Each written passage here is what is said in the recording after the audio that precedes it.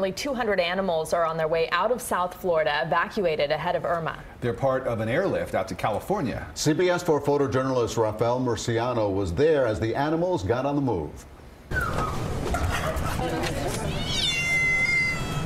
With the threat of Hurricane Irma coming, we thought it was necessary to get as many animals as possible out of our facility so they're not in harm's way. The shelter in California, the Tony La Russa Animal Rescue Foundation, will be accepting the animals, and then they will work with local shelters and rescue groups to help place the animals in Northern California.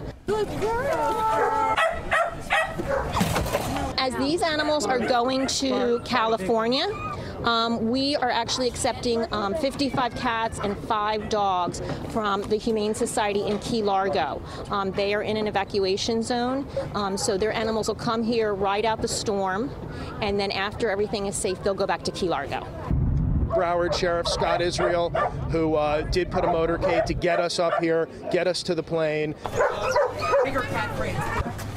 500 dogs and cats will be flown to safety, and it will open up space for local dogs and cats in the event that it's needed locally as the storm comes through.